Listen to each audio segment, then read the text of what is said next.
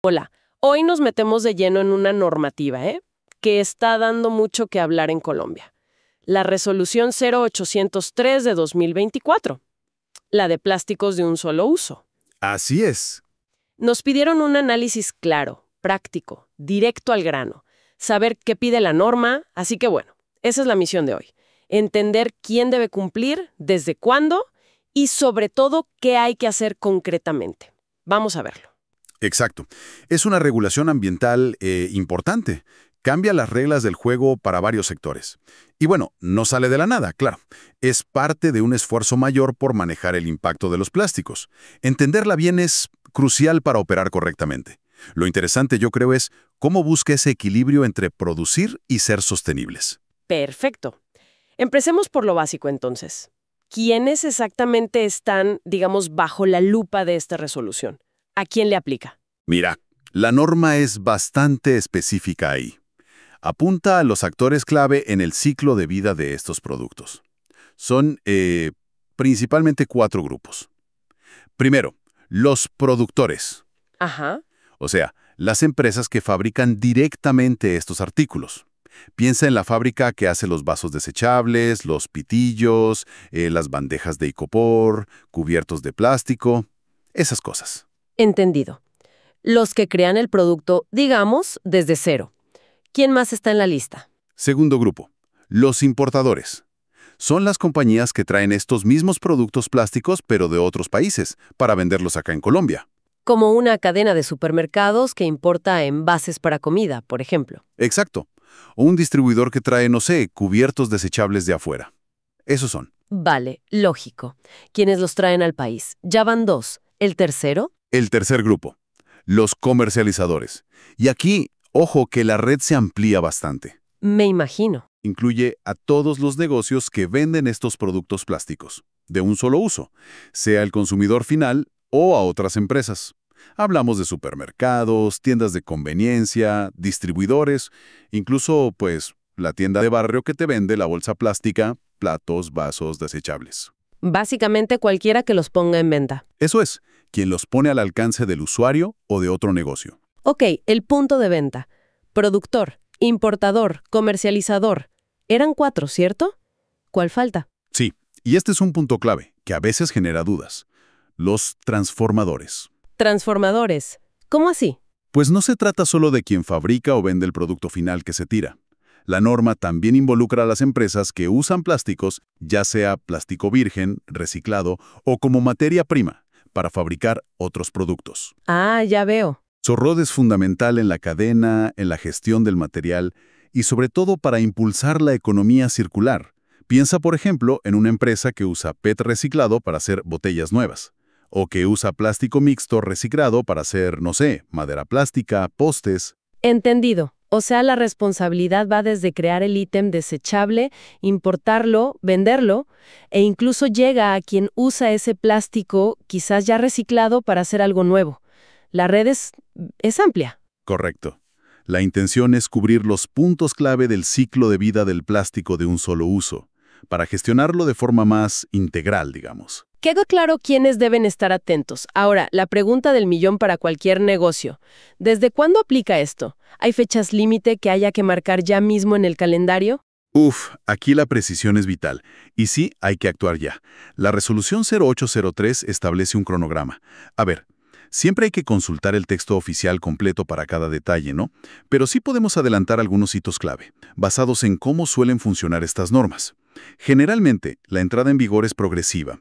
Por ejemplo, lo primero suele ser la obligación de inscripción en el registro de productores e importadores. ¿Y eso para cuándo sería más o menos? Podría ser, digamos, que tengan una fecha límite como el 31 de diciembre de 2024 para estar ya registrados formalmente ante la autoridad ambiental.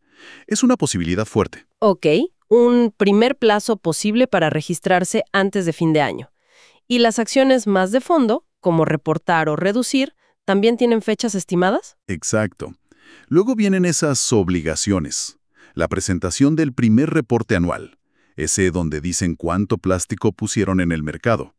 Usualmente se pide al año siguiente de que entre en vigor esa obligación específica.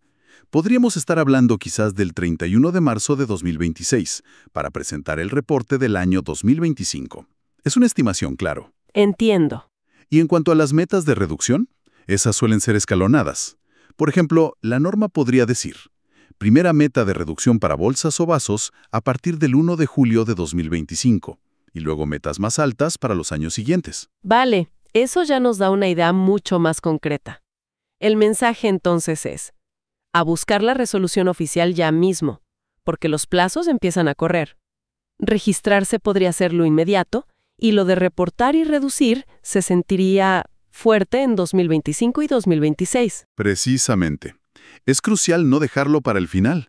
Cada empresa tiene que verificar en el texto de la 0803 las fechas exactas para sus productos y para cada obligación. La proactividad es esencial para planificar. Ahora sí, metámonos al corazón del asunto. Ya sabemos quiénes son y tenemos una idea de los plazos. Pero, ¿qué exactamente les pide la resolución a estas empresas? ¿Cuáles son esas tareas concretas que tienen que implementar? Bueno, la norma no se queda solo en decir esto se prohíbe a futuro. Exige un paquete de acciones específicas para gestionar activamente el ciclo de vida de estos plásticos y pues reducir su impacto. Podemos agruparlas, digamos, en 4 pilares fundamentales. Suena bien. ¿Cuáles son esos 4 pilares? El primero, los reportes. Las empresas obligadas van a tener que recopilar información detallada y presentar informes periódicos. A la autoridad ambiental, claro.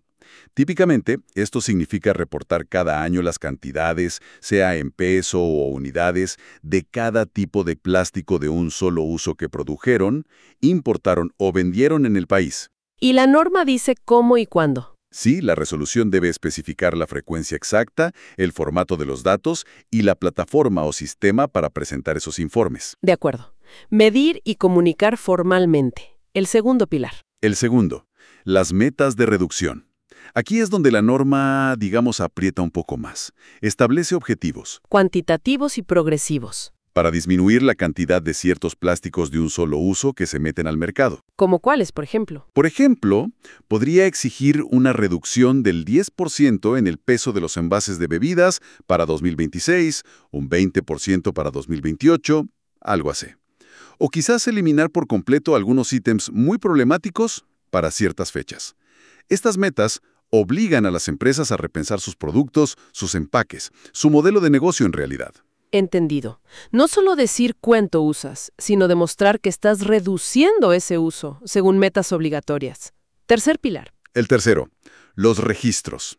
Como decíamos al hablar de plazos, se va a requerir que todas las empresas sujetas a la norma se inscriban, formalmente. En un registro oficial. Ah, el que mencionaste antes. Exacto. Probablemente un sistema en línea donde carguen su información básica y la mantengan actualizada. Estar registrado va a ser, casi seguro, una condición para poder operar legalmente con estos productos. Como un censo oficial de los responsables. Vale. Y el último pilar. El cuarto pilar es la trazabilidad. Este es crucial y muchas veces complejo de implementar. Las empresas deberán desarrollar y mantener sistemas que les permitan seguirle el rastro a los materiales plásticos que ponen en el mercado, al menos en cantidades y tipos. ¿Y para qué sirve eso?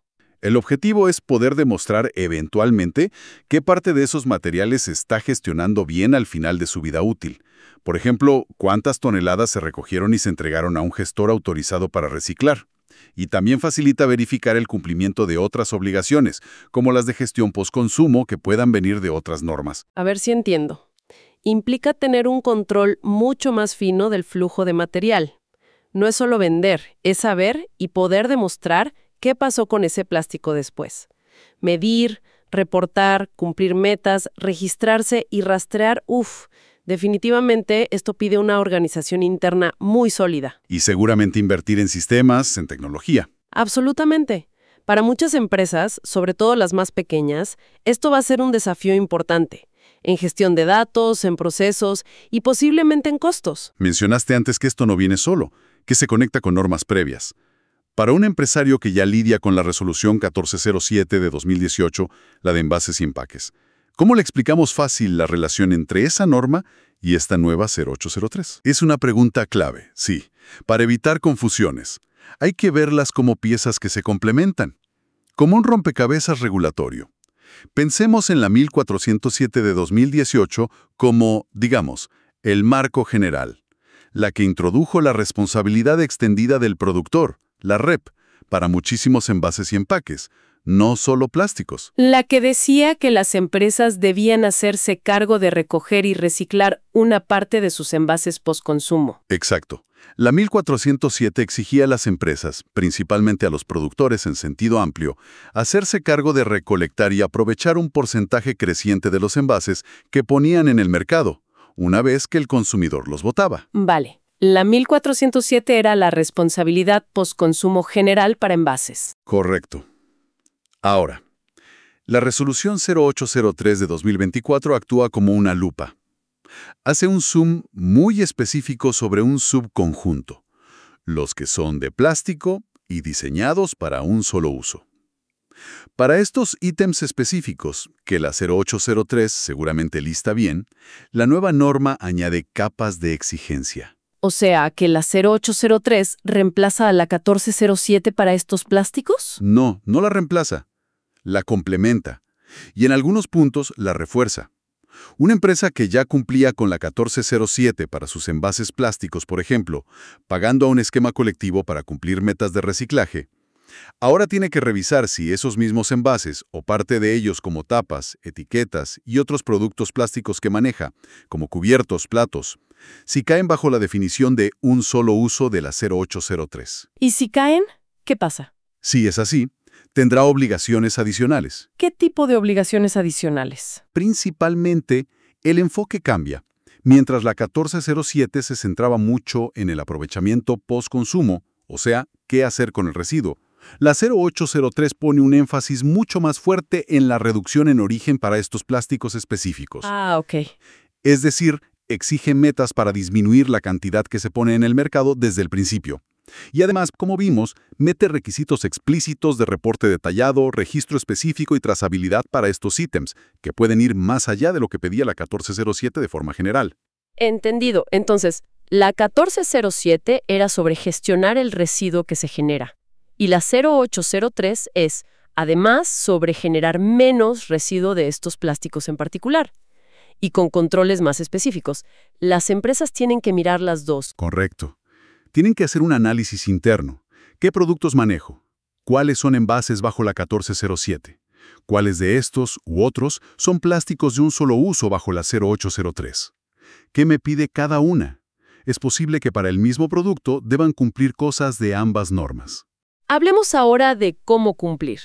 Porque con la REP y la 1407 se oye mucho de los esquemas colectivos, ¿no? Esas agrupaciones de empresas. Pero nos decían que para esta 0803 es importante resaltar otras formas de cumplir. ¿Es así? Exactamente. A ver, los esquemas colectivos son una alternativa válida, reconocida, sobre todo para cumplir las metas de recolección y aprovechamiento de la 1407. Funcionan, pero no son la única vía. Y para las nuevas exigencias de la 0803, como la reducción, la trazabilidad, el reporte detallado, hay otras estrategias que cobran mucha relevancia y que pueden ser más efectivas o estratégicas para las empresas. ¿Qué tipo de estrategias alternativas o complementarias deberíamos tener en mente? Primero, yo diría el uso intensivo de herramientas tecnológicas. Tiene sentido, por lo de la trazabilidad y los reportes. Claro. Dada la complejidad de seguir metas, reportar, trazar, implementar software especializado, plataformas de gestión de datos, bases de datos robustas, se vuelve casi indispensable. Estas tecnologías ayudan a automatizar la recolección de info, generar los reportes como se piden, monitorear cómo vas con las metas de reducción y tener un registro auditable. La tecnología es una aliada fundamental aquí, para ser eficientes y para demostrar que cumples. Totalmente lógico. ¿Qué otra estrategia es clave? Segundo, el diseño y la implementación de planes individuales de cumplimiento, los PIC. Planes individuales, en vez de unirse a un grupo. Exacto. En lugar de solo adherirte a un plan colectivo estándar que quizás no se ajusta perfecto a tu empresa, un PIC te permite diseñar tu propia hoja de ruta, una estrategia totalmente adaptada a tus productos, a tu cadena de suministro, a tus capacidades, a tus objetivos. Suena interesante. Permite más control sobre los resultados. Fomenta la innovación interna, por ejemplo en ecodiseño, en buscar otros materiales, en optimizar la logística. Y muchas veces puede ser más costo eficiente a mediano y largo plazo. Además, alinea la sostenibilidad con tu negocio. Es como tomar las riendas del cumplimiento, hacerlo a medida. Mencionaste algo también de la cadena de reciclaje. Sí, ese es el tercer punto importante.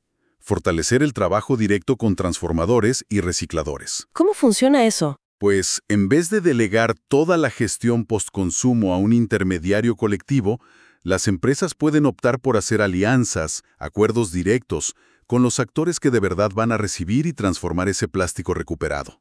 Hablo de los transformadores que usan el reciclado como materia prima, o los gestores de residuos especializados. Ya. Esta vía no solo ayuda a asegurar que cumples las metas de gestión de residuos, si aplican, sino que impulsa la economía circular de forma más directa, más verificable. Puede mejorar la calidad del material recuperado y hasta abrir oportunidades para desarrollar juntos nuevos productos con contenido reciclado. Muy interesante. O sea, el mensaje es que, aunque lo colectivo existe, hay un empuje fuerte hacia que cada empresa sea más autónoma y proactiva. Usar tecnología, crear su propio plan PIC y conectar directo con quien cierre el ciclo del material. Suena a un enfoque de responsabilidad más directa y estratégica. Exactamente. Fomenta que cada empresa vea el cumplimiento no solo como una obligación, sino como parte integral de su estrategia, de su operación y de su sostenibilidad. Entonces, para ir cerrando ya, ¿cuál sería el resumen ejecutivo de todo esto? Para esa empresa que nos escucha, que produce, importa, vende o transforma alguno de estos plásticos de un solo uso en Colombia, ¿cuál es el mensaje clave? El mensaje es clarísimo. La regulación ya está aquí y requiere acción. Ya. Ignorarla, posponerla, no es una opción viable. El primer paso, ineludible. Conseguir el texto completo de la resolución 0803. Estudiarlo a fondo. El segundo, hacer un diagnóstico interno, muy honesto. ¿Qué productos míos están afectados? ¿Qué volúmenes manejo? ¿Qué sistemas de información tengo? ¿Qué necesito desarrollar? Y con ese diagnóstico en mano, implementar los cambios, recapitulando los pilares, asegurarse de cumplir con los registros oficiales en los plazos, implementar sistemas efectivos para la trazabilidad del material, prepararse para generar y presentar los reportes periódicos y, lo más crucial, diseñar y ejecutar estrategias para alcanzar las metas de reducción. Desarrollar un plan individual de cumplimiento a medida y explorar alianzas directas con la cadena de reciclaje. Es un cambio regulatorio importante, sí, pero también es una coyuntura. ¿Una coyuntura? ¿En qué sentido? Es una oportunidad para repensar procesos, para innovar. Innovar en materiales alternativos, en diseños de productos más sostenibles, ecodiseño, en nuevos modelos de negocio basados en la reutilización, el servicio. Es una chance para mejorar la eficiencia optimizando el uso de materiales, para fortalecer la imagen de la marca ante consumidores y mercados más exigentes y para alinear a la empresa con esa transición global hacia una economía más circular. Verlo así puede transformar una obligación en una ventaja. Excelente perspectiva, la verdad. Y como reflexión final para quien nos escucha, más allá del impacto directo en las empresas que vimos, ¿cómo podría esta nueva regulación sobre plásticos de un solo uso empezar a influir, quizás de a poco al principio, en nuestros propios hábitos como consumidores en Colombia? Y pensando a futuro, ¿qué nuevas oportunidades de negocio, quizás en biomateriales, en logística inversa, en sistemas de recarga, envases retornables, podrían florecer en el país a raíz de este cambio? Un tema que sin duda va a seguir dando de qué hablar. Sin duda. Abre un campo interesante para la innovación y la adaptación, para las empresas y para la sociedad en general. Muchísimas gracias por este análisis tan claro. Y a quienes nos escuchan, hasta la próxima.